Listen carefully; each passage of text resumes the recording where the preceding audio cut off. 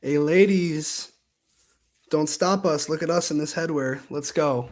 This is the Three Wanks FPL podcast. Welcome in. We got two cones of shame going on, one an actual cone, one this horrendous banana, to commemorate 2 weeks of shithousery out of FPL Vibes FC and myself. Matt kind of in this reverse cuck situation. He's got to be enjoying that. Not wearing the hat. I'm very happy. You spent a lot of time in it for this moment to feel sweet, I'm sure. It does. I feel good. Love it. Gentlemen, 5 free transfers. AFCON is finally here. It's not a myth. It's real. I checked. They actually showed up in my account. Wild world. How long did they stay in that account? Before they came in during the games, I was already like, I think I might use all 5. Let's do it. Let's rip it right now.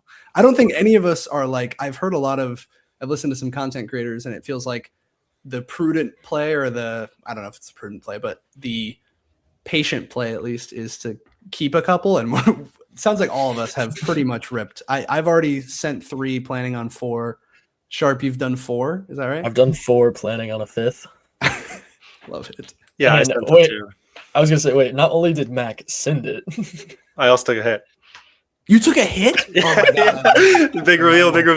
Let's go. What a week, gentlemen. We have no self-control in this pod. We do not. We've been starved.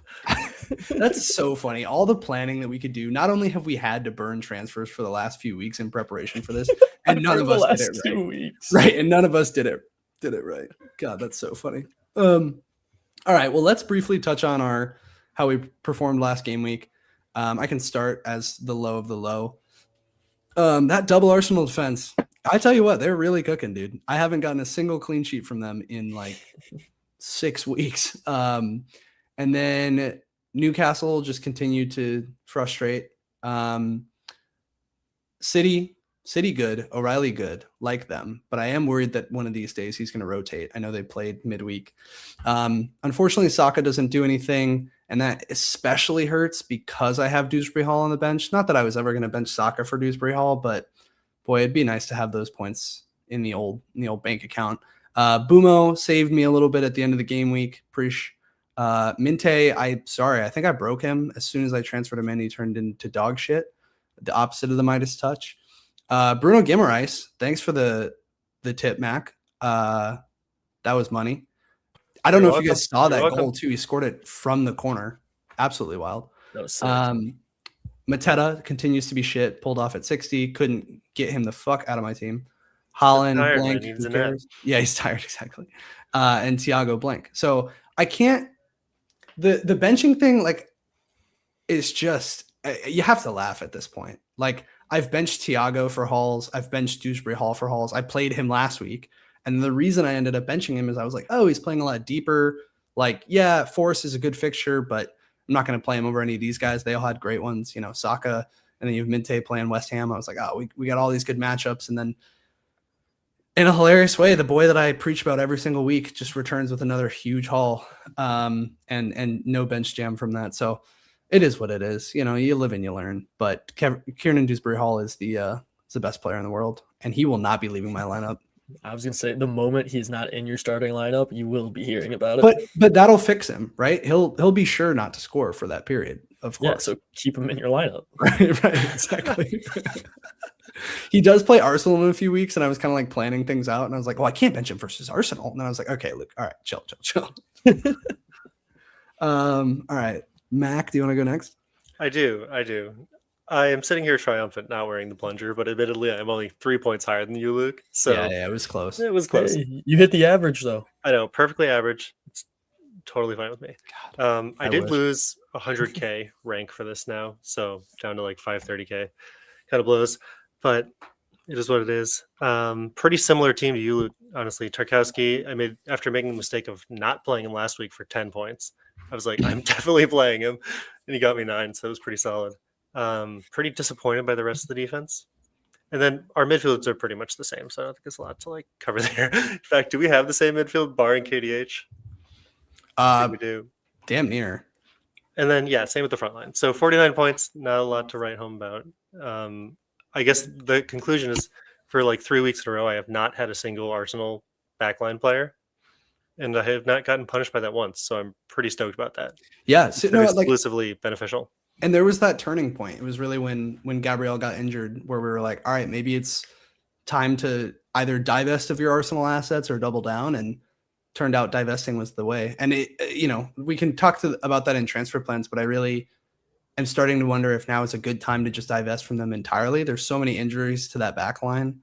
And yeah, I mean, Timber also, like, again, another player that I broke. He was so attacking all year. And then as soon as I got him in, like, where is he? I watch the games. I don't see him do shit. Yeah, well, interesting. I have more to say about Timber because I may or may not have brought him in this week. You're like, interesting, and shut the fuck up. That's my point. For later.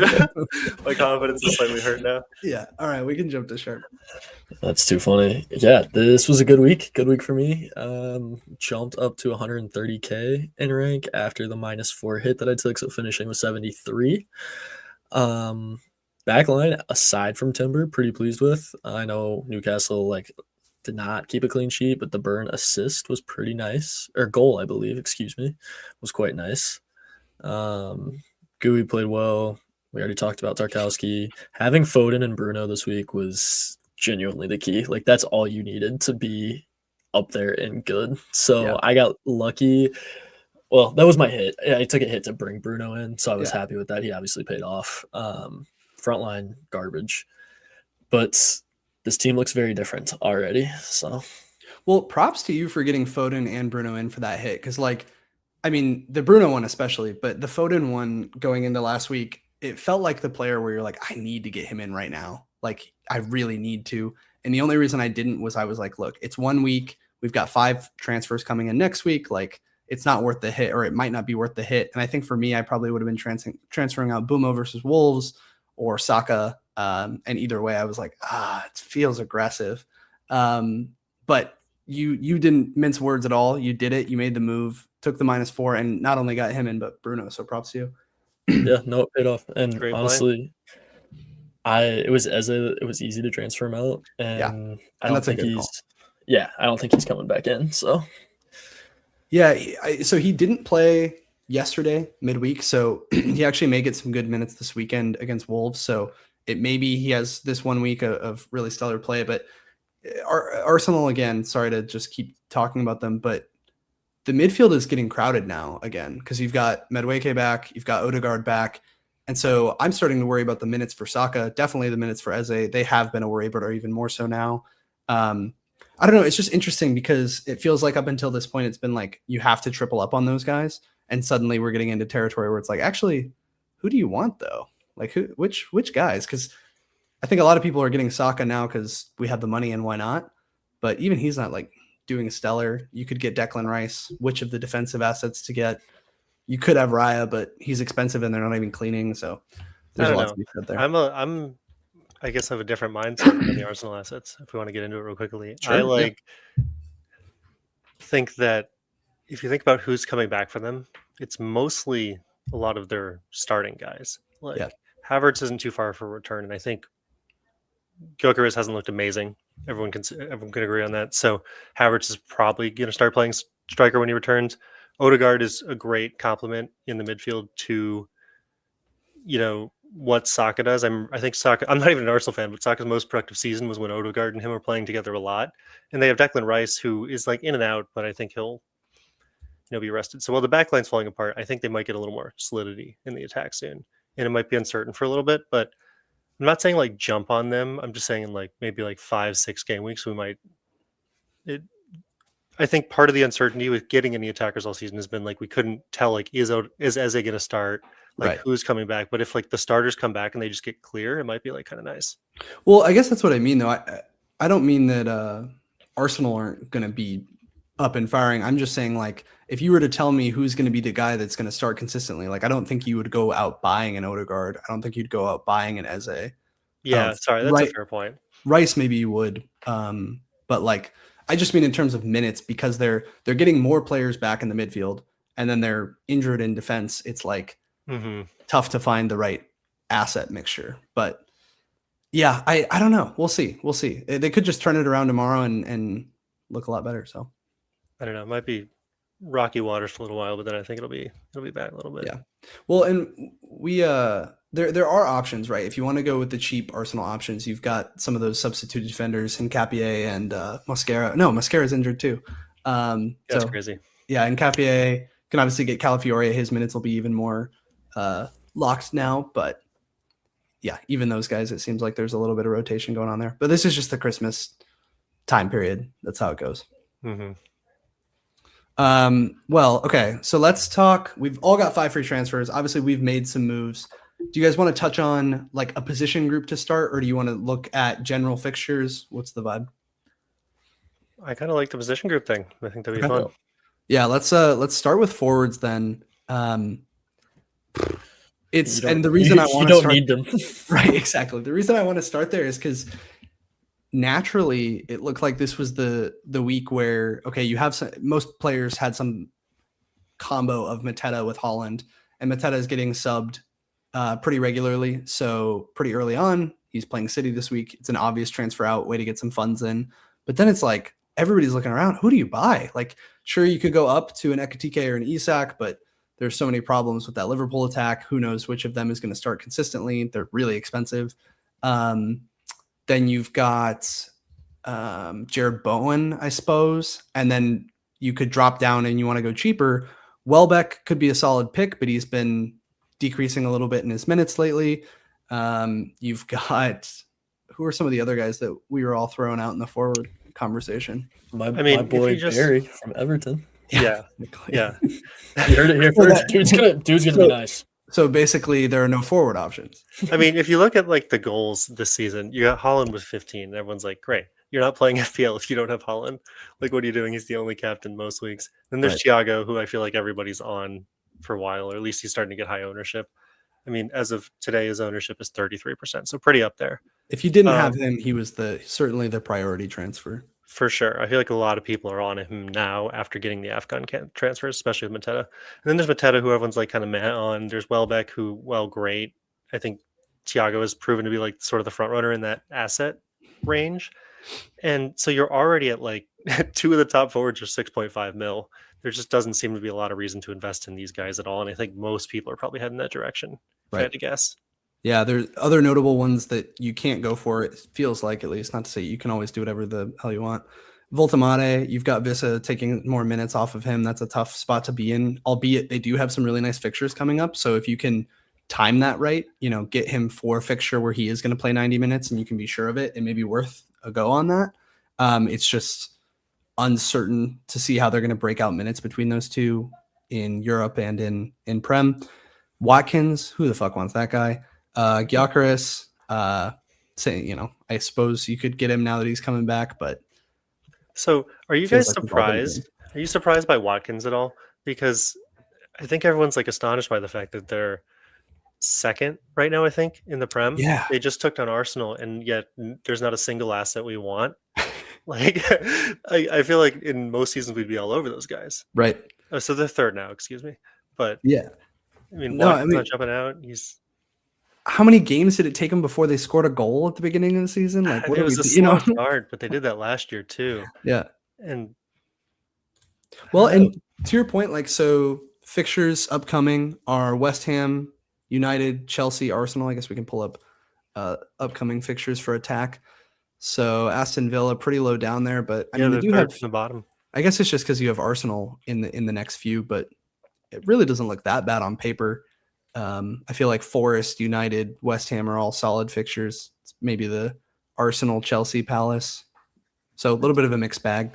But yeah, I think it's more so just that I don't know if you can justify the money yet. Although looking back, he did score a couple goals a couple weeks ago. So, that's an option. You're paying a lot of money for a player who doesn't have consistent minutes. And also just has not done super solid this season so far. But point being, the forward group is tough. Where did y'all end up? Obviously, we all had Holland and Thiago. I think that is kind of the template at the moment. If you didn't have him, that's probably where you went. But the third forward spot, it obviously brings up the opportunity to potentially switch formations, go to more of that 3-5-2, formation as opposed to having 3 forwards. We already know that Vibes FC landed on Barry. Would love to hear some of that. Like, what brought you to bringing him in? Well, he's a young dude who just came over into the Prem. He scored goals where he came from, and he's looked like scoring goals the past few game weeks. So he finally put it in. I think there's going to be a string of them to come, I hope. And if not, I still really never have to play him. And he's just someone who's there, but he seems like a high reward, no risk situation. Like if I'm not going to play a third forward right now, he seems like he could be primed to do something cool. That's kind of all it was. And I mean, if you buy into the like mental aspect of the game, like genuinely watching the Everton players, it's not unknown to them those 2 forwards that they haven't scored. Like it must be something that's being talked about, and it's kind of a monkey on their back type thing. So to your point, like him getting that off of his back is actually a valuable thing. And the fixtures for Everton do really turn. Chelsea and Arsenal next 2, but then jumping into that Burnley, Forest, Brentford, Wolves, like long term, there's going to be a lot of clamoring for those players. And let's say Barry scores in one of the next 2 weeks. I think, once those fixtures turn, everybody's going to be like on the same page as you. So definitely a worthwhile punt to make. Yeah, we'll see what happens with him. Macklin, where'd you end up? Cannot find the mute button. There we go. I went the gooey route. We should really pronounce his name. Learn how to pronounce his name. It's a problem. Okay. We're 16 weeks in. I do think it's hilarious because you have however you want to pronounce these names, but you have the Crystal Palace defender, and then you have the Chelsea forward. And I have heard for each of them on this podcast pronounced Guehi, Gehi, and Gooey for any of those 2, like for either player. Genuinely, I've heard them all. We're so ignorant. Ridiculous. So I never quite know who we're talking about, but we well now we Sharp's got the Palace defender. We both have Mark Gooey. I have both. Spoiler. Oh, you have both? Okay, yeah, but we'll get there. Anyways, I have the Chelsea forward, Mark Gooey. I just didn't care. I wanted to bottom out on a forward. I said the forwards have not been good to me, and most of the action seems to be happening in the defense with the attacking threat this year and the DEFCONs and the midfield. So I just said I, in general, want to divest from the forwards. And I think that's been my plan for a while. I thought about trying to maybe make a move for like a Waltermate or a Wissa, but just with the minutes concerns, that I just decided it wasn't worth it. Yeah, it's tricky. I definitely didn't want to dead end that spot. I also went that route. I looked at a Calvert-Lewin. I really didn't look at Barry, to be honest with you, but that's just because I have watched quite a bit of Everton and just don't want that headache. But, I think to the point of if the fixture play, I honestly think it was really a good move, Sharp, because when I was looking at Calvert-Lewin, that's what kept me from going there. It was obviously you're sacrificing in a different position, and Leeds' fixtures really start to turn pretty nasty for a while now. Regrettably or reluctantly dead-ended into a dead third spot forward, but that allows me at least to dead end out of a defender who I was never going to play and wrote on. So, I suppose it's a give and take. It's just moving towards more of that defensive first structure. And I also think at any point I'd be totally comfortable selling Saka, and I may even take some money out of the back line if I decide to go away from an Arsenal defender. So I can always upgrade Gooey to somebody else if they put their hand up and say they're worth going to. Okay, so that kind of rounds out the forward stuff, unless you guys have something else to say. No, I think it was good. Okay. Mids. This is obviously where it gets a little bit more interesting, but I do think AFCON really limits the field quite a bit, as well as just some natural injuries that cropped up. For example, I was really thinking about kind of like, I feel like I'm playing a little bit of catch up. My rank's not obviously terrible, but being over the million rank at this point, I'd like to make some strides. So wanted to potentially go for a Liverpool player. I was thinking Gakpo, and obviously can't do that. Super duper injured. Was pretty cured also watching the midweek, because boy, did they not create a whole lot. Hey, but they won. But they won. I love how coming out of that game, I saw a lot of Slots found his form. The boys are back, and I was like, that was not I didn't think that was an incredible game, but all right. Unbeaten in the last 3. Right. Sharp. I think we got to take a moment on that topic. How are you feeling about the Salah rant? What's going on? Where's the head at? I want to talk about this. I love when sports is like full on reality TV. This is great. This does feel like one of those moments where if he like said this drama in a Beverly Hills voice, it would be like Kardashian. And then he said, but like I got to hear it. I mean, unfortunately, how much do I want to say? Like, I respect him as a player. He's done a ton. He is Liverpool. He loves it. It's amazing. You should never take him out. The unfortunate results are that we look sort of better without him right now. So the way that Slot wants to play and Salah just seem to not mesh whatsoever, and it sucks. Yeah. Mm-hmm. Yeah, I mean, I also think like, I mean, I know he's established a ton of credibility at the club and like all that kind of stuff, but at the same time, if you're performing this badly, everybody's spots should be up for grabs. That's kind of my thought process on it. And again, maybe that's the manager's fault, and I'm sure that would be his counter to it, but you can't really blame him for trying something different. I have so much trouble believing that the season's top scorer last season is this bad. Yeah, like the guy who said like such a crazy like had such an amazing season last season. But I don't think it's like, I mean, I'm sure even Slot would say that. Like, he's not like Salah's just shit all of a sudden. I'm sure his perspective is, look, we've tried, we've proven that he, not necessarily him as a scapegoat, but these front players don't interact well together. Yeah. For whatever reason, they don't. So yeah, that's a fantastic point actually, because you know who we didn't cover in the forward debate at all, either Ekitike or Isak. We didn't bring him up at all. So I did really have an Ekitike moment. You know, you sent something offline that was kind of like, hey, this could be worth a play, because you know I think Liverpool, they still could be options. It's just like, I mean, you said it again offline, but you were like, you've been trying to force a Liverpool player in for how long? Like, what are we still doing here? And that's so true.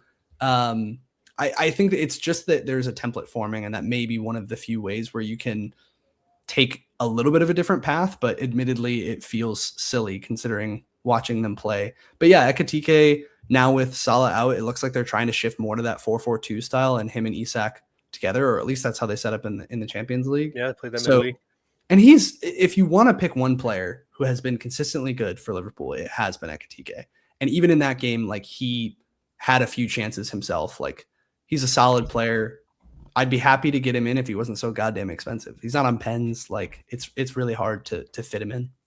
Yeah. Well, yeah, on that, I guess maybe you're talking just forwards, but if you're talking about one player who's been consistently good on Liverpool, it's Szoboszlai. Yeah. But I guess I also mean from the FPL perspective, because he actually hasn't returned all that much. I think it's sneakily higher than you realize for someone who, I forget how expensive he is, to be fair. That's his price. It's also sneakily higher than you realize. That's the argument against all of the Liverpool. Sharp. He's like lower. Gravenberg has outscored him by quite a bit. Gravenberg has 66. So the last few games? No, just like total season. Oh, yeah. I don't think Szoboszlai scored in the early season. I think Szoboszlai is a great player. Where my head's at with him, if we were going to get onto that real quick, is just that he unfortunately keeps having to play right back, and that's just not an attacking enough position for him to like consistently get FPL points. Yeah, I mean, he hasn't done that for a while now, right? He's kind of like off and on, is my understanding, because Connor Bradley keeps going in and out, right? I think he's about to, like, Joe Gomez played back there one time and then moved Sobo up. So I think now that he is capable of playing, I think he's going to be staying out of the right back at least. Yeah, I mean, it's a fair point. I mean, in the Champions League the other day, he was just taking right wing, essentially, Salah's spot. And I honestly think that's more where we'll see him going forward, either that or back in that like cam role. But I just don't know if the potential output is there all that much. The way I was thinking about it was looking back at last year. He had 6 goals and 10 assists, and that's in theory his cap, right? Liverpool having that unbelievable season and him being integral to that, right? Playing huge minutes consistently. And so I would think that's his peak. Obviously, if Salah is not being the driver and somebody else has to drive the bus, maybe he can do more. But I just wonder if that is indeed the peak. He's already at 2 goals, 1 assist. Like, I don't know. I'm genuinely thinking about it. Like, funny enough, that would be my 5th transfer. I think I'm probably likely to wait a week regardless, but I really would be. I am considering it going forward. I just am going back and forth of being like, is this actually a high upside player, or are we just sitting here, to your point, trying to force in one Liverpool guy and being like, ooh, well, he plays, so that's exciting. I think if you wait like a week or two, that's the best play of the Liverpool players, because He's cheapest for sure. Like we can all make like such a great argument for all of the Liverpool players, and the fixtures are actually like pretty solid. Like, because in very good. 19, 20, 21, 22, they play, or excuse me, 18, 19, they play Wolves, Leeds, 20 is Fulham, 21 is Arsenal, and then 22 is Burnley. But in And 5 game don't weeks, forget playing that Spurs 3, fixture too. hey, watch out, man. They're actually like right next to the table. That could be a belter right next to us.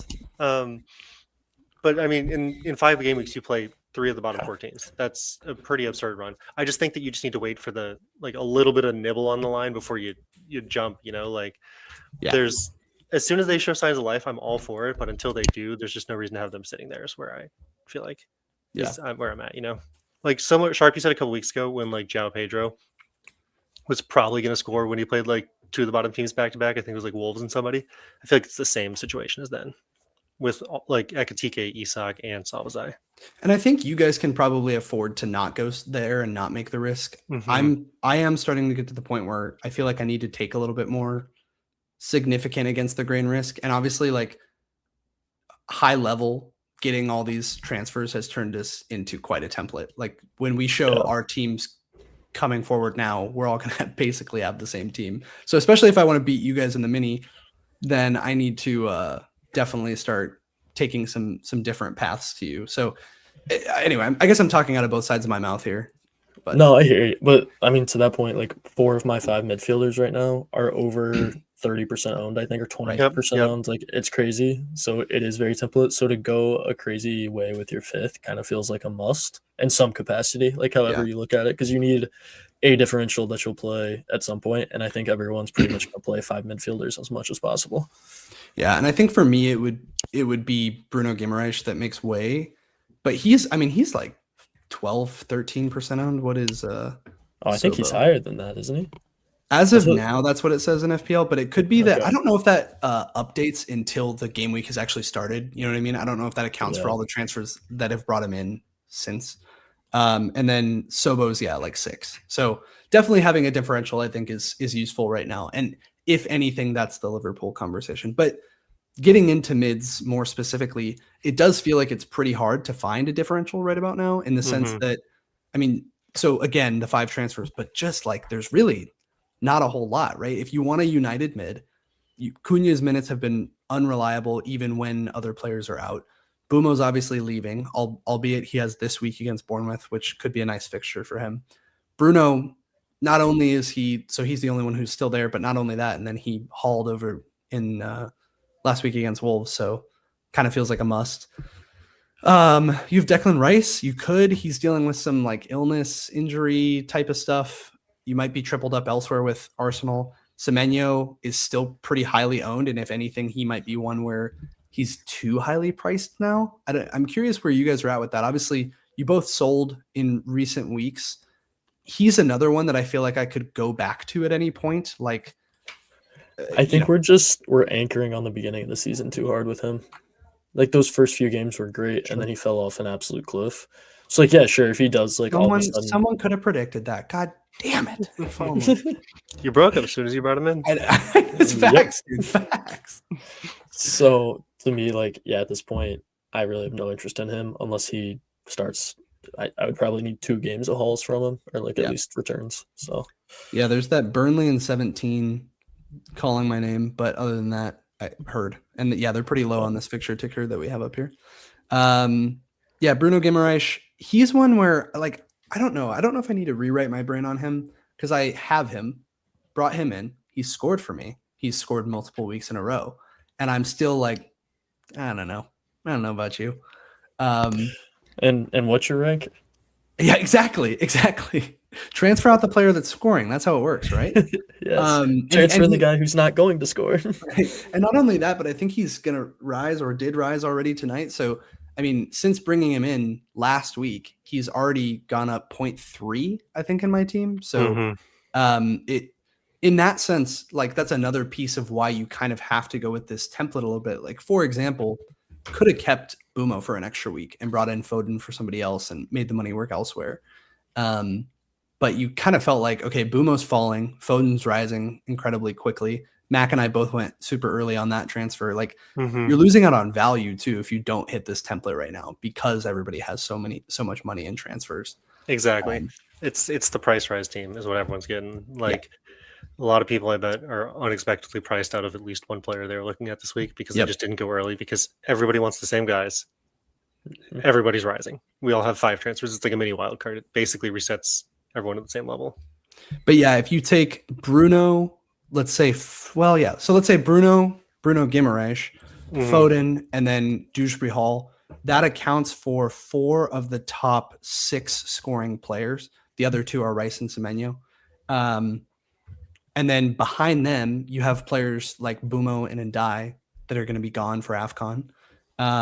You have Minte, who's just struggled, but he could be, due for some sort of a bounce back. You have a couple of Chelsea guys in Neto and Enzo, which again could still be options.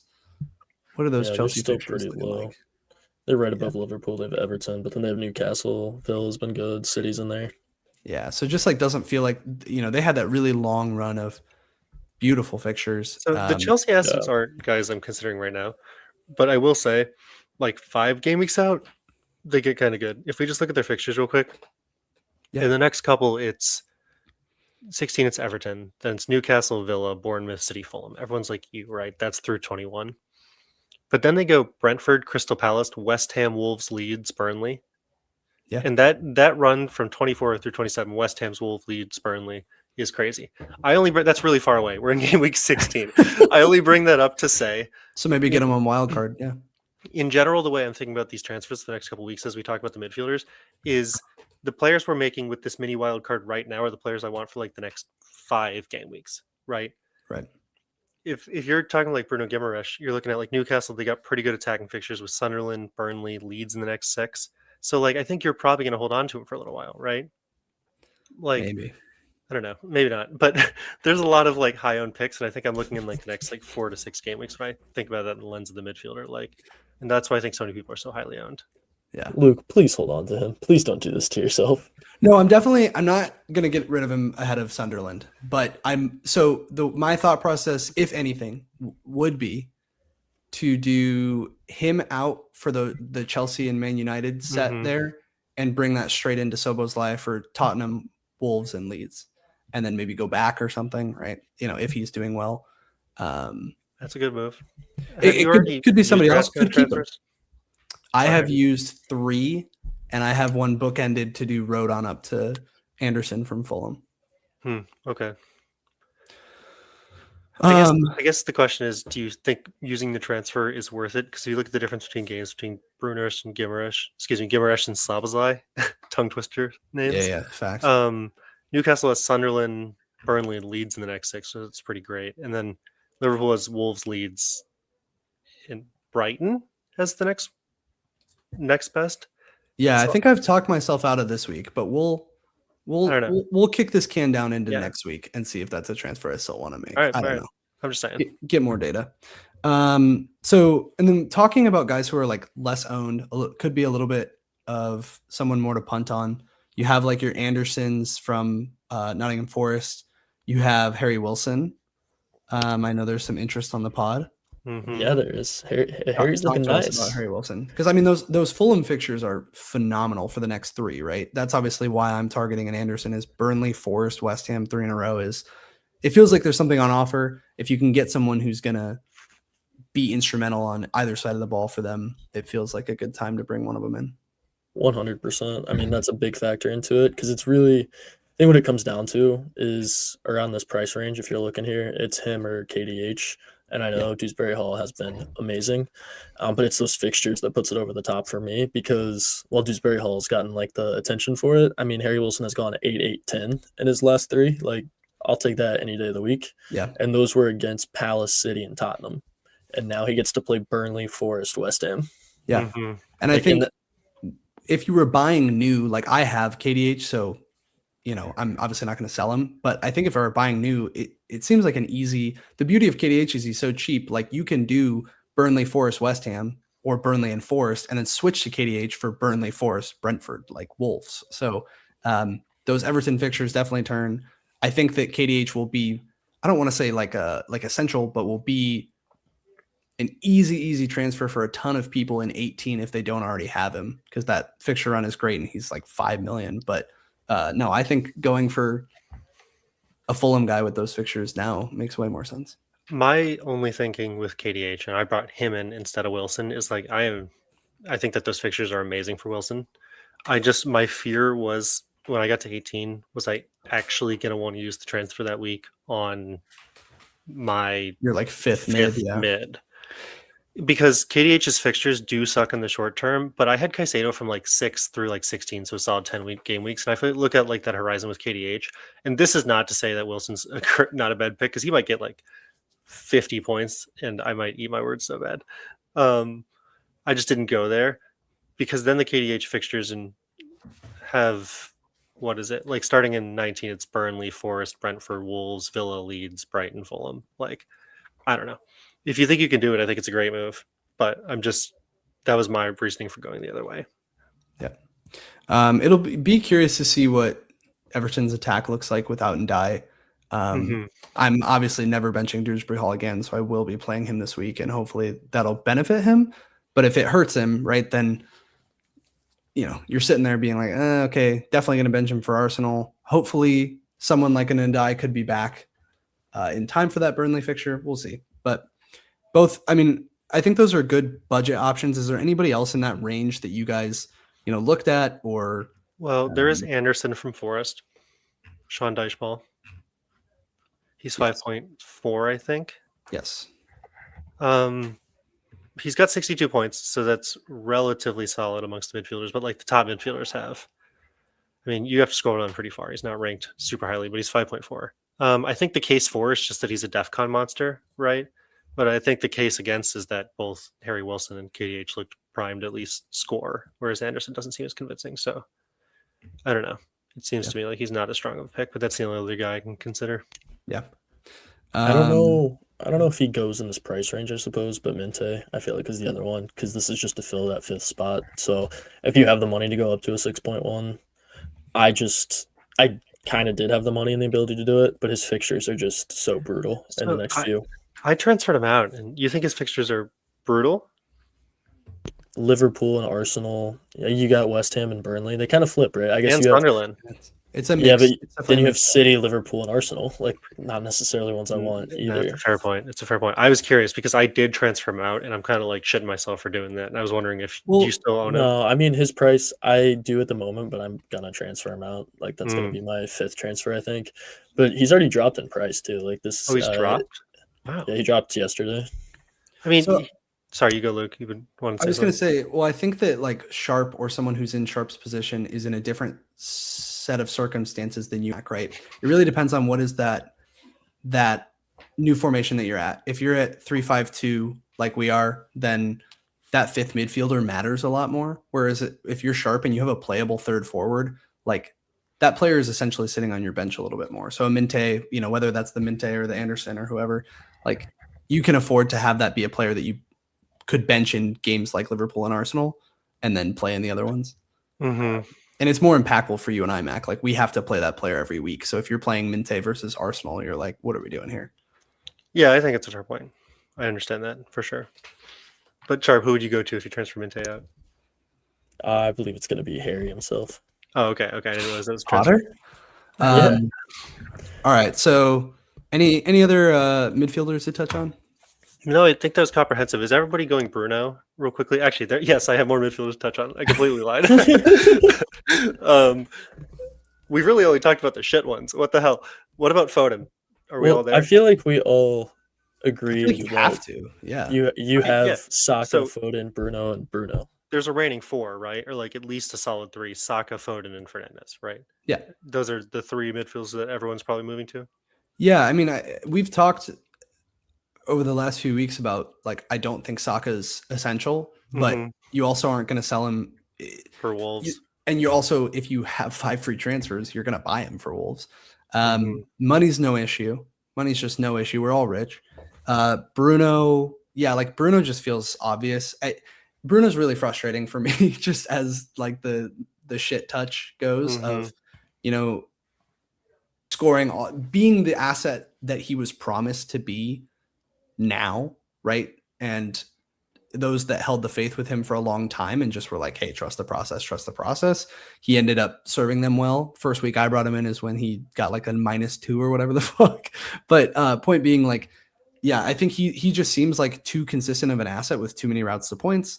And obviously, you know, even more of a role in theory with Bumo out. I'm curious if Bumo helps or hurts him. I am curious about that as well. Like, is Cunha going to be able to step up and fill the spot? Because Right. it's basically going to have to be him, because I think Sesko's still injured, right? So who does that leave? Mason Mount, who's been playing well, and then Cunha. That's the team.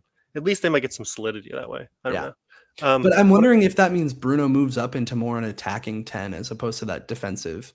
And maybe that's where the like Mazraoui and or not Mazraoui, is that right? Casemiro and who's the second? If it's Mazraoui, I wonder if he's going to. Anyway, point being, I'm wondering if it bumps Bruno more up the field, or if it, to your point, he stays in the same spot. They put somebody more dull in attack. Yeah, well, Mazraoui's going to AFCON for Morocco. Ugarte is who I meant. Yes. And they also have what's the guy that's there? It's like the young guy that everybody's always like, oh, you got to play him more. Kobe Mainu. Yeah, Kobe Mainu, that one. So yeah, point that's being, weird. He was the star last season. I think there's more opportunity for them to fill Bruno's current position and move him up the field, but I don't know if Amorim is glued to him in that spot. Regardless, yet to be seen whether Bumo being out helps or hurts Bruno, but I just don't. I don't feel like he's a player that I would take on right now because there's really no point. Like, there's no reason to, because who else are you going to go to, you know? Yeah, I mean, here's the thing. With Bruno, I know he's like, in the last 3 gotten 11, but could a lot of people have predicted 11 against Crystal Palace? Maybe? I don't know. Then West Ham, he got 4, and then Wolves got 18. And Wolves are just awful. They have 2 points in 16 games. It's crazy. Well, that also, I mean, breeds the conversation of, how much do you want triple Arsenal this week? Because, boy, it feels like everybody, you have to this week. You have to, right? So Brentford, between 6 for Fernandez and 12. So 6 game weeks. He had -1, 3, 8, which is solid, 4, 5, 5, 2. So he's like ticking away, but it's not a rewarding player to own. Very rarely does he get those hauls. And I'm afraid, as someone who just transferred in for Mbumo, I think it was like the logical step. But I'm afraid we're all just point chasing here, and it's just not going to be a good move in the long run. See, I think, like, that's what I'm saying, though, is I think that he has been the asset that he's promised to be. Yeah, he just had such a rough start with the missed pens that it made it seem like he's not what he is. Because you're right. No, he's more going to tick away than he is going to explode. I'm mad because I had him. all I know is I hated on him all season. Really said he was awful. Shouldn't have him. Should have Bumo. Brought him in last week and he got me 18. So. Mac, we just need to do what Sharp does. He has he comes in and a player just scores immediately. Like, look at his transfers in this week. Foden and Bruno. Like, it's a masterclass. We got to quit. He's the one. Okay, so I'm going to switch this over to defensive fixtures, and this pool has really, really slimmed, and it's partially because of what we were talking about with Arsenal defenders. Everyone has 2 of them in a lot of cases, so there's 2 whole players everyone has to refill. Right. So if you had a Saliba, if you had a Gabriel, Calafiori has been injured. If you even went for Mascara, it's really tricky to have a solid defender in there. They obviously also haven't been keeping the clean sheets, and their fixtures going forward after this Wolves game start to get a little bit like they're middling, but they just taper, right? Everton have been a decent attack this year. Brighton are a decent attack, but I mean, they could clean.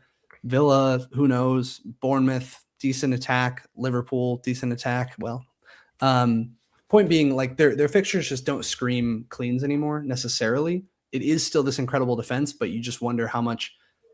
We knew what the defense looked like with Gabriel and Saliba at the back. Now it's like, what does it look like with Timber at center back and Calafiori, on the right or something? And who knows what they're doing. So they got Ben White back, who I think will be on the right side. Yeah, Calafiori will probably play on the left end, and Timber center back. I guess so. That would be disappointing if that's the case, because I brought him in. But if that's the case, then. But I don't know. So actually, that's not true, because Saliba's coming back too, I think, for Everton game. So he might miss Wolves, but he's back soon. So I don't know. I feel like it's tough for them right now because Gabriel's out. But if like Timber and Calafiori get over these knocks, there is a little bit of stability. I agree with the larger point, though, that like after like 3 game weeks, the fixtures are just kind of bad. It's Villa in 19, Bournemouth, Liverpool, Forest United. So from like 19 through 23, 5-game stretch, I mean, clean sheets might be questionable. Yeah. Nervous about it. So I think other defenses that obviously people are really highly invested in, you've got Palace. Munoz is now going to be out for a while. He's got surgery, which thank God that happened and also thank God I didn't go early on transfers because that was potential for me. So that's good. Gahey's still there, still just the best defender of all time. He's the top scoring defender in the game at this point. mad. Yeah, I was actually kind of mad at Mac when he told me to bring him in because that's when he like sat, then got a red card, and then sat again. And I was like, why the hell did I spend a transfer on this bum? And now he's amazing, and I love him. Yeah, so I think I'm done hitting you guys every week with Palace's wheels are going to fall off and just being like, this is a good defense. No, but the wheels are falling off. Sar's injured. Mateta's dogged. They're falling. Like they play a 5-back. Like Munoz is injured. It's happening. Yeah. So we'll see. They've got some pretty nice fixtures coming up, but it's hard to figure out who you want, if any. I don't know, man. I think the fixtures kind of suck for them coming up. Not gonna lie. Well, the next few are nice, right? So you got Leeds, Tottenham, Fulham. Those are 3 nice ones. Yeah. After that, tough sledding. But our target like a team that you're Tottenham, a team you're guaranteed to clean against as a defender. Yeah. Are they? I was just trying to piss you off. No, he said that's so deadpan though. He was like, yeah, of course they fucking are. I think a couple weeks ago they were, but I guess it's easy to write them off. But just to be fair, in the last 3 games they've played, they've won 3-0, 2-0. They tied Newcastle 2-2. The PSG, they went 1-2 to Fulham, 4-1 to Arsenal, 2-2 to United. So they haven't not scored in like 10 games. And I just worry. I don't know. I'm worried about the Palace guys as someone who had 2 Palace guys prior to this game week. With Munoz being injured, that brings in like their 3 from an FPL perspective. The guy who's going to have to play from is 3.9 mil. So, but the games are just a little bit tough because it's like City, Leeds they should clean against. Tottenham they might clean against, to be fair. Fulham they should, but then Newcastle, Villa, skipping 1, Chelsea. I don't know. I'm a little worried. I went down to 1 Palace defender. Yeah, and then you have players like Senesi who are potentially injured. Oh my God, Calafiori suspended. I forgot about that. For Wolves? So yeah, like you really have like very few options. I think we're getting into the territory of like, as somebody who owns Chow, I'd like to sell him kind of. And then I'm kind of like, well, I guess maybe you keep him. I'm not sure. Because there just doesn't seem like there's too many options to be had in that area. I do think if you're in our position, Mac, of that 3-5-2, it probably makes sense to make sure you don't have any sort of dead ending going on and you have a solid bench on defenders. But otherwise, the pickings are slim. I like Nico O'Reilly. I have him, but I also think, especially with that midweek fixture against Real Madrid, there could be rotation there. But he's as good a bet as any in that system. So maybe the Everton guys. But I was going to ask you about him. Sorry. What are your thoughts on him as an owner of Nico O'Reilly? I really like him. And I also like, he scored in that midweek game. Like, I think he has genuine attacking threat as well. My only concerns with him are the threats from Gvardiol and Ryan Aït-Nouri in general. Obviously right now that's fine because Aït-Nouri is off to AFCON, but just in general, having those guys breathing down his neck. But I truthfully, I mean, like, the proof is in the pudding. He's played every game. He's integral to what they're doing at the moment. So until his minutes are under threat, I'm not going to be worried about it. But yeah, I like City's defense, and I like him as a potential attacking option in that team. They've got good fixtures. Like, I'm not mad about it. Is there a standout budget mid right now? Like Mid? Excuse me, defender right now? Like, is there somebody that everybody should just be going on? Because it seems like I just don't think we need the money is the thing. Like, who are you going for a backline then? I'm curious. Sorry. Keep going. Tarkowski for one. You're on I don't think we've Tarkowski? talked about him, but averages per 90, 10.8 DEFCONs, has 73 points. Dude's low-key been putting up a season, I feel like, pretty quietly at 5.4. And I think Everton have Chelsea next, so, like, not the best fixture, but if you can afford to have him, and then sit him for a week and then bring him in, I think he could be good. So I have Tarkowski. Sorry, Luke, what are you saying? No, you're good. Go. I was going to say I have Tarkowski, Chelsea, Arsenal next two, not great. But then from Yeah. 18 through 23, I mean, you got Burnley, Forest, Brentford, Wolves, Villa, Leeds. Like, that's a crazy run. My only question is with Tarkowski as an owner, he's 5.5 mil. What about Keane, who's 4.6 mil and has 76 points versus Tarkowski 73? Have you given any thought to that? How do we feel about Everton? That's kind of my question. I think, like we've touched on, the fixtures are going to turn. So I'm definitely interested in that sense. It's more so just that Everton aren't as good defensively as they've been in previous years. Mm-hmm. But to Sharp's point, if you get a guy who can defcon and has the odd attacking threat too, like that's when you make the bet is you say, hey, you have nice fixtures, you have defconning just in case. So yeah, I think that's definitely an option. I'm sure that like I will be transferring in an Everton defender at some point in the next few weeks, assuming I don't have major injuries I have to deal with. Mm-hmm. To answer your original question, though, the budget defender I'm looking at, same reason I was looking at Harry Wilson, is Anderson at Fulham because of those fixtures that they have coming up. Just looks so trying nice. to get at ultimately. Well. Yeah, 4.5 mil. Burnley next. When I hear budget defender, I thought you meant like one of the 4-0 guys, like sorry, down in that territory. Should have clarified. No, I mean, yeah, that's the transfer I'm looking to make in as well. I just think their fixtures are too good, but Fulham have been poopy at keeping clean sheets, which is tough. But again, this is what you do. You look for a DEFCON guy who's got good fixtures and try to attack it that way, or somebody who scores every game like Gahey. So pick a poison. Yeah, it was interesting though. Like maybe first 10 game weeks, everybody was like big at the back, a lot of super high priced defenders, right? Now there's a clear front runner of like maybe 5 or 6 defenders to pick. There's a clear midfield of like 3 or 4 players. There's a clear set of 2 forwards. If we've discussed for the most part most of the picks, I guess my question is, what is your strategy going to look like in the next couple of game weeks to like kind of get out of this? Yeah, this is what I mean, though. I feel like we're kind of painted into a corner with these teams. Mm-hmm. Like it feels like there really are only a handful of picks at each position, so it's further breeding that template. But I think something to watch that I've been excited about is the potential for like an attacking wingback at Newcastle.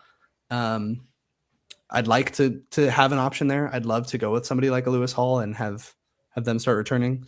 But no, I really don't think there's very many great options. Genuinely, I don't really want to touch the Chelsea defense.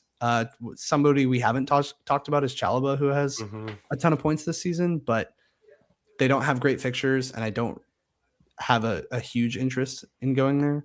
I said it earlier. I'm looking at Chelsea like closer to 21. Yeah. They're a little far out for me. The fixtures aren't very good, as you said.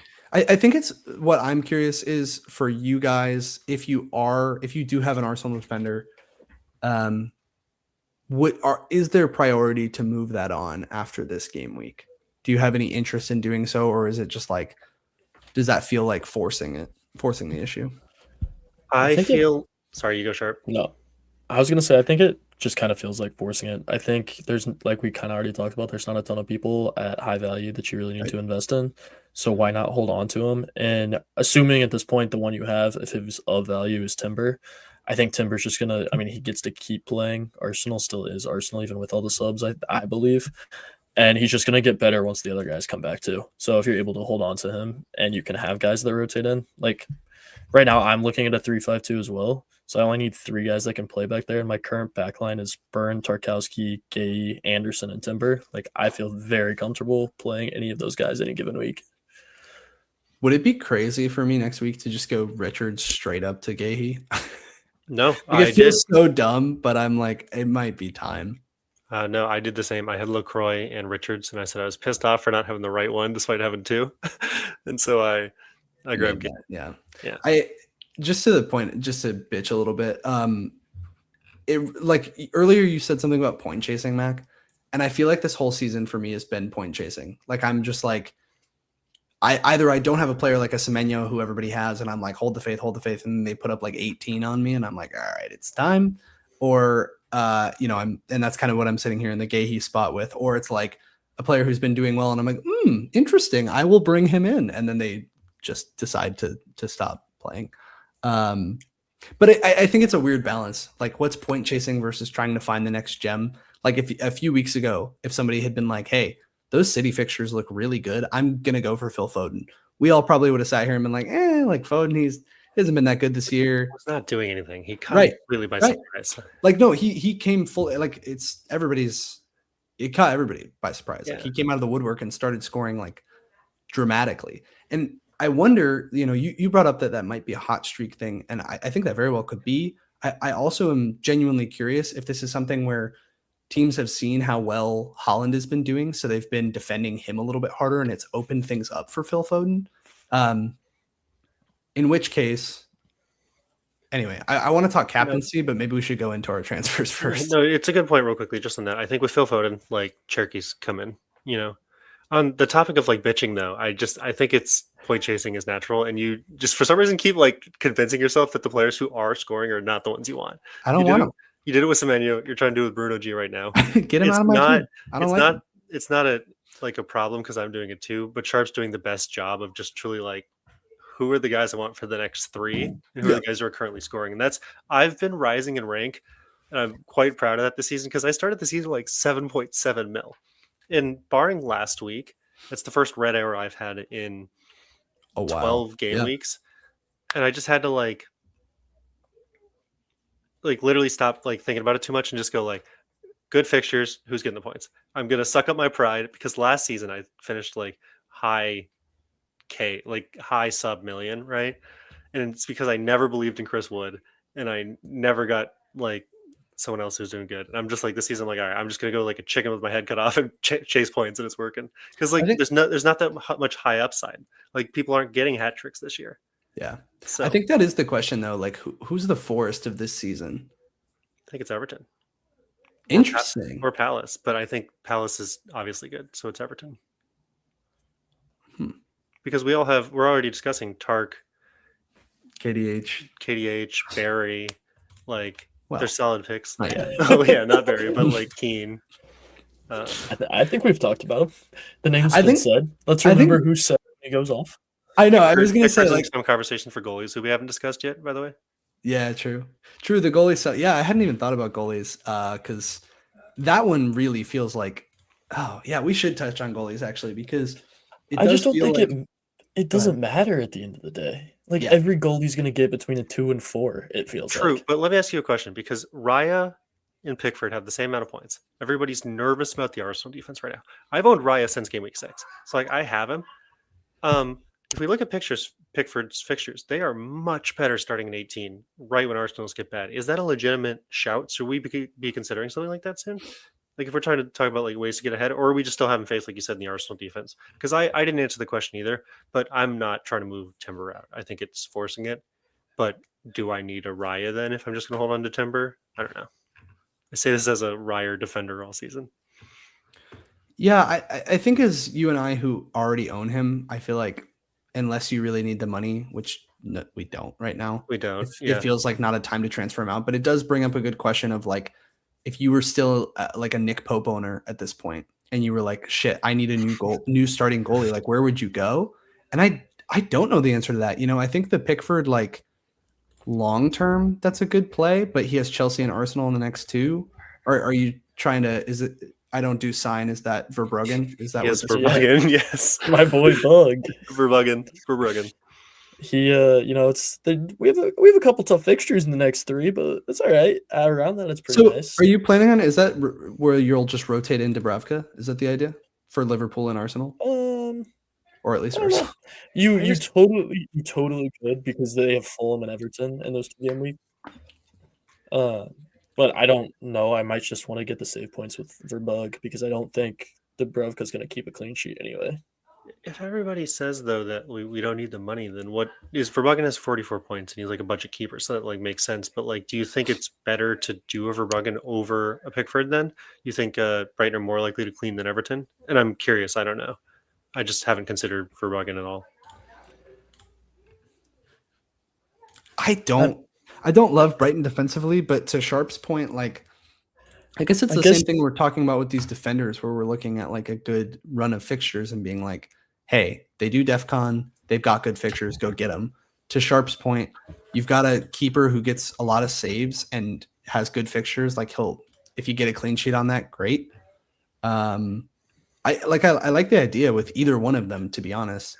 And I think for you and I, Mac, I don't think transferring out Raya makes a ton of sense. But if like, let's say suddenly Palmer, we're like, oh shit, everybody's got to go get him, which probably wouldn't happen. But let's say that does, and we need to save money somewhere, I would be tempted to do just like a Raya down to a cheap goalie and save the money there.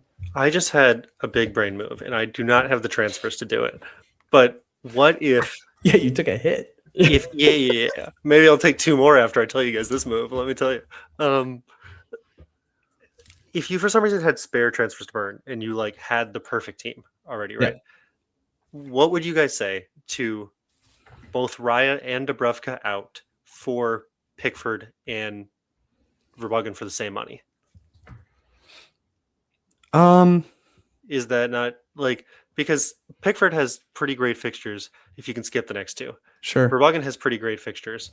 And so you're playing one bad fixture. Yeah, you just rotate them. But then you could just rotate them with like hit the Sunderland, hit the West Ham, hit the Brighton. Sure. I don't know. That's a very extra move. But if we're just talking about the goalie landscape, those are the only viable 3 in my opinion. I agree with the pick Sharp, to be clear. I see your point. Like basically, this is the same like start of the season point, which is like, do you get 2 cheap goalies and rotate them, or do you go for the big goalie and the cheap 4-0 on the other end? Mm-hmm. And I really think either one's fine, because Sharp's point, it doesn't really matter, it feels like. And earlier, the reason there was such an argument at goalie was because Arsenal were continuously keeping the clean. So it was like, well, I'm getting 6 every week from Raya. But now that that's balanced out a little bit, it's like we're back to goalies don't matter all that much. As a Raya owner, it's not a priority transfer, just to be clear. I'm like not arguing the case for Pickford. I'm just I'm just thinking about, like you're talking about ways to break out of the template. And I'm like, that seems like actually a way in a very barren differential landscape. That like could mean. Yeah, I don't think goalies are how you gain rank though. Like I don't think me getting a differential goalie is going to do all that much unless he saves a pen. I don't think you like care ultimately about having a differential goalie. It's not something I ever rotate. My overall opinion on goalies is it does matter to have the right one, because if you look at like goalie charts from prior seasons, the top goalie does maybe only have 10 points more than the second goalie, but the top 2 goalies have like 50 points more than the 5th or 6th goalie. Mm-hmm. So I think between Pickford and Raya, it's marginal right now. To your point, like you don't need to stress about it if you own Raya. If you're trying to, as you said, get out of a Pope, Pickford might be a strategy. Yeah. But I do think there's merit to having like one of the better goalies and just biting the bullet, because last season that was Raya and I refused to go him, and it was such a mistake. I was rotating on whatever the pick of the week was, and it was so annoying. It's just if we don't think that Arsenal are going to clean, the fixtures are hard, maybe it's actually a place to look for a differential. I think, like you guys said, there's no reason to move Raya, but I think going in at a 4.4 goalie that I feel comfortable starting pretty much every week, not feeling too worried about it. I do have everyone in my team that we've talked about on this pod. Like, it allows me the extra money to be able to afford that. I think that's the motivation, if anything, is like just saving the money. But I mean, Pickford on his own, like again, if we were wild carding right now, like, and you were like, hey, I'm thinking I'm going to get Pickford, I'd be like, yeah, that's probably smart. Yeah. Because I see your point. Like they're on the same points total, save a little bit of money, maybe be able to go about it that way. All right, let's get into bus teams. Mac, Sharp, who wants to go first? I can I think you're going to find some scary similarities between mine and Sharp's same team. So is this with the hit included? Because I'm just so eager. I didn't know you were hitting. This is lovely. Do you want to flash? Did you hit tonight? You two together. Did he influence you? I did it way early in the week for perfect money. I saw the lines, the window, charted the path in the maze, and said, "I'm moving." I wish I had my other team. My team from last week. You don't remember all the things you did? No, I do. Just visually. So, all right. I had last week. I had in the back line for changes. No changes to the goalie. I had both LaCroix and Richards. I knew I wanted to go down to one defender. Arguably, it's a sideways move to go to Guehi when I could have just kept LaCroix, and it probably is a stupid move. but I've been rocking Richards all season. It's been working out for me. He just seems to be the standout Palace defender right now. And I said, all right, boom, we're just going to take both of those out with these free transfers and get the one Palace guy. If we think the wheels are falling off, I want to have one. He seems to be the one. So that was it for the back line. That's 2 transfers. I moved on like Saturday from Bumo to Foden. That was just an easy move. I knew Foden was going to rise like crazy. And I just said, I'm doing this now. I know this is what I want to do. And let's see, who do they have next? Bournemouth. So they might win, but I have Fernandez now too. Fernandez came in for both Minta and Anderson, and we brought Foden, KDH, and Dewsbury Hall. So it's bummed to get rid of Minta, but as we've talked about, KDH is going to be the GOAT, and I'm going to play him every week. So, and then up top, it was just getting rid of Mateta and bringing him down to GUI to afford all the other moves. So it was 6 transfers. I call this the team that hurt me a lot last week. Very reactive, point-chasing team. Like, I did everything I say not to do, but I feel like I'm missing nobody. I have everybody. And I treated it like a wild card and could actually get to the team that I wanted. And from here, I'm like, all right, I'm looking to not make any transfers in like the next 3 moves, 3-ish weeks, save those transfers, wait for the fixtures to flip, see who's coming out. We have an identical attack. Yeah, I bet Sharp probably does too. No, we have an identical attack. Oh, we do? Yeah, like Okay. all 8 of them. I bet we and 3 million other players have an identical attack. Wait, so I'm sorry. Can you? I'm still not understanding how this turned into a hit. So you have Mateta to GUI, you have Bumo to Foden, 2. you have Minte to Bruno, you have 3. somebody to Dewsbury Hall, Anderson to Dewsbury Hall. 4. You have Richard Segehi. Yep. What's the last one? LaCroix to LaCroix to Chow. Timber. Tarko? Excuse me. Timber? Timber. Oh, Timber. I haven't had Timber Got in a it. while. So Wow. Timber might be a dumb move. I Ooh. agree that the fixtures are bad. It's just that I had everybody else, and I was like, so probably stupid things that I shouldn't have done was get rid of LaCroix for Guehi because it's arguably just a sideways move for 2 transfers for no reason. For a hit. So I take that. You could argue that Timber is not a good move either, and I'm scared of not. No, I think Timber's. But- You've let me scare you off. Timber's a fun. Like this week, I think an Arsenal triple up, It's Wolves. especially with 5 transfers. Like Wolves. go And for it. so, like I said, like I have this team, and I'm just gonna sit on it. I'm not gonna make any transfers like next week or probably the week after, ideally, unless something crazy happens, like with an injury. I have literally everybody I want because I had the team value to do so, and like everybody who's been pissing me off, I now have. And I just don't feel like if we're not convinced about everyone in the next couple, there's low differentials. It feels like not a problem to have the team that everybody else is going to have. So at least I'm not losing, right? There will be no more being punished by Foden, no more punished by Bruno because I don't have them. No, I'm actually upset though, because how am I supposed to gain on you? We have the exact same team. See, you can't right now. That's my whole theory is like we can't be looking at like the next 3. It's like it's what happens after the next. No, 3. like literally. Now that I'm looking at it, we are starting the exact same players this week. I'm assuming you're starting Timber, Anderson, Chow. Let's see who I picked. Right now I have God, fuck me. Timber, Anderson, So Chow. lame. Okay, so this is I controversial. hate this. I have Tarkowski over Dewsbury Hall. I just feel like Interesting. Tarkowski's not more Good, likely to clean, good. but Stick more with likely to that. get Stick with that. I Stefan. don't want you to have the same points as me. That would be so lame. Yeah, and Stick then with so, it. but the midfield: Saka, Bruno, Foden, Bruno G, and then If you the guys upside of came Hall. in next week, both having to wear the hats, that would be amazing. Because you just Oh, but you took a -4. Let's Oh, go. no. Let's go. That's money. hilarious. That's hilarious. So maybe Tarkowski will have to bail me out if Chelsea don't score. Okay, so no. Okay, if you play Dewsbury Hall over Tarko though, and you have a -4, and it comes like that's too funny. But Maybe I should take another hit and bring in a differential. I love I'll do the Pickford transfer. All right, well then I would say go to Sharp, but I'll just show mine since it's the exact fucking same. I don't think there's much to differentiate here. Wait. I have a more complete team than you, and you have O'Reilly. I'm not playing him. Oh, true. I do have O'Reilly. Oh, thank God for O'Reilly. Well, he's going to score this weekend. We're good to go. Yeah. Otherwise, pretty much the same. Well, okay. So see, I was thinking of bringing in the Anderson. entire bench is different. But Maybe yeah. I'll triple captain Saka this week, just so I don't lose, no matter what. Well, so this is actually worth saying. So this doesn't show that, like, so the last transfer, I've made 3. I have 2 left. My plan was to do Rodon to Anderson and bench O'Reilly. But now that I've talk to you guys, I kind of don't want to bench O'Reilly. It's tough. Like the reason why I would want to bring in an Anderson and start him is because he's playing Burnley, and that feels like just an easy, clean, like, why not do that? But on the flip side of it, I do, I was talking to you guys about why I like O'Reilly. He's got good attacking threat. Palace played today, so leggy going into that game. But I guess City also Conference played. League, though. Yeah. They rotated. They had, Uche play up front, and Pino and Nikita. So Yeah. pretty heavily rotated team, I will say. I guess I don't want to bench O'Reilly for a haul, and I don't know if Anderson cleaning against Burnley is worth that. The reason I wanted to make that move regardless, and I'm starting to waffle, but the reason I wanted to make the Rodon to Anderson move in general was just to have better depth, period.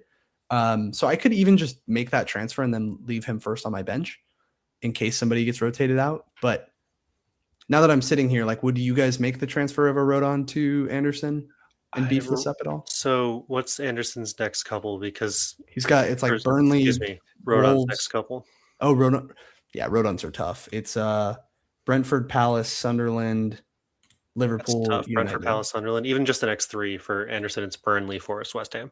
Yeah, so that's what I'm saying. Like that part, I'm glued into those two being worth the move. I just don't know if maybe I need to transfer for a bench player right now. The question really is are you going to play Rodon or Anderson in the next 3?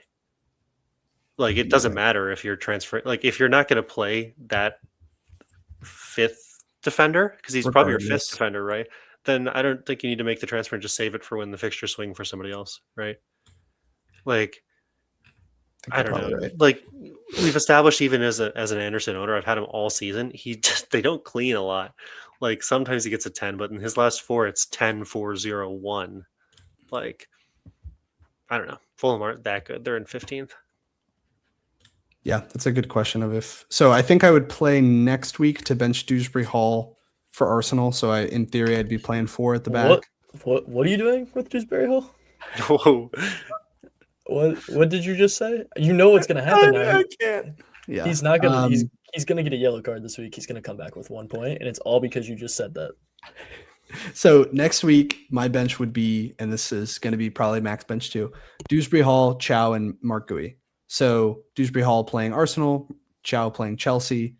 So I would play whoever that 4th defender is, 5th defender, whatever. See, I have Tarkowski though, so I probably won't play Tarkowski next week. Yeah, exactly. So that's, you're in the same boat. I have to play Dewsbury Hall, then I'll capitalize when he scores. So it's just then, like, do I add to the bench? Basically, what this transfer now does is if anybody gets a surprise benching, let's say Timber doesn't play, then I get Anderson off the bench against Burnley. But yeah, anyway, I can stew on this on my own time. But I don't know. If you just sacrifice that, you might just have to play like Dewsbury Hall next week, and you just save the transfer. That might be your way to like jump ahead when template breaks. Like, is transferring the 4.5 million guy worth it? The Fulham fixtures aren't that good after the next 3. Yeah, sure. So I don't know. Not huge. Interesting. Okay, I will have to tinker on that. I hadn't thought that far ahead. It was locked in my head, but glad I haven't made it yet. Sharpenator, talk to us. Oh my God, it's the same team 3 times. It's invigorating over here on the pod. It pretty much is the same. The only difference right now being Mente, I guess. I mean, and I have Burn instead of Chow, and then our goalies are different. But yeah, the starting lineup otherwise is quite similar. I think the Mente play is nice, though. I told you I'm scared of not having him. No, I've made 4. Sorry, I've made 4 transfers so far. It was Volta Made down to Barry, which I'm personally pretty pumped for. Not within the next 2 weeks, but looking forward. It's going to be a great play. We've also brought in Bruno this week, taking out across the midfield. We took out Bumo and Morgan Gibbs-White, which I am happy about. That was unfortunately, it seemed like a good shot at the time, he was pretty useless for me, which is unfortunate. So Bumo and MGW out, Bruno and Saka came in for me, and then the defense took Mukiele out and brought in Anderson, which was nice. Mm-hmm. I like that one. So right now, what I'm thinking about is taking Minte down to Harry Wilson, and for all the reasons we talked about for Fulham's fixtures. But what also happened when I made those 4 transfers is I've been sitting with the cash in the bank the entire season, like just chilling there, and this took me exactly to 0-0. And going down from Minte to Harry with 3 amazing fixtures gives me 0.8 in the bank right now. It's And nice. You can move in one move later, but just having all that money. Yeah, exactly. So, and Mente's dropping. He dropped yesterday. It didn't affect me because it was like one of the odd numbers, so that's fine. But before he drops again, I probably want to get rid of him. And I think Harry's probably going to rise just with the amount of Twitter people talking about him. All right. It's a good move. It's a good team. The Verbuggin money is allowing the Minte. I couldn't afford him, which is why I had to go down to KDH to keep Raya. So that's an interesting differential. Barry's cheaper, so it saves 0.2 as well. Sharp, I've got 1.2 in the bank, in case you're wondering. Yeah, there you go. See, it's nice, isn't it? What's your wait, Luke? What's your team value? No, yeah. You want to share? Not good. No. What was it? I think we talked about this, right? It's like 100.67, something like that. Oh yeah. Ew. We're sitting at a 101.9 over here. No big deal. 101.3 over here. Yeah. Yeesh. Who needs it in this economy? You know, it's nice when FPL price raises every night is just tweeting my players' names out. It's absurd, and I love it. Mine just took a hit because I took a bunch of transfers like that are sideways, so I think it makes sense that I lost a lot of value. But I'm hoping that this will help us rise. Yeah. I do think, like, tentatively, especially you guys who have burned all your transfers, next week in theory should be a roll. It's going to be a bad week for everybody if everyone is the same team. Like, the fixtures don't look that good, so I just feel the need to do nothing. Right. So it feels like next week should be a roll. Yeah, you're right, Sharp. I don't know why I'm saying that to you. What are you talking? Why would we roll? We get a transfer, and I have 0.8 in the bank. I got shit to do. And you're going to get your wild card in 20, so then you can use it again. I got a free hit and a wild card coming down. I got so much flexibility. Yeah. But I think the next few weeks will be really interesting to see how people move away from the template. Like what changes when AFCON players do start to come back. Like, how immediately do you want a Bumo again? How immediately do you want an Ndai again? How immediately do you want X other player? And what does Liverpool look like if Salah comes back? Like, are they trading him? Is he like, what's good? Can you trade? I don't know how that works. Does Palmer come back? Like, the best part, I think, like, people are mad that we're all on the same team, right? It is admittedly quite boring right now, but I think this is going to be such an annoying week for the mini. Sorry, but go ahead. Yeah, I'm going to lose with my fucking hand because we're all going to play the same players. But what I am excited about is that because we all have the same team, it's going to be crazy. No one knows what's going to happen. Yeah. It's gonna be fun because we don't know like who's coming. So, God, that's gonna be. Now that I'm thinking about it, like my entire week is gonna hinge on what O'Reilly does. If I do leave playing him, like, let's say you guys get the clean from Anderson, I'm sitting there just watching O'Reilly with like, come on, do something. I just need to play like a differential team because if my choice is play the same team as you and play the hat or play something else, I should just play something else. Right. No, I hadn't honestly thought this far ahead, but it's gonna be fucking interesting. All right. I think that covers it for this week. Any other thoughts as we go into the weekend and AFCON? None. All right. Keep wanking it. See you guys next time.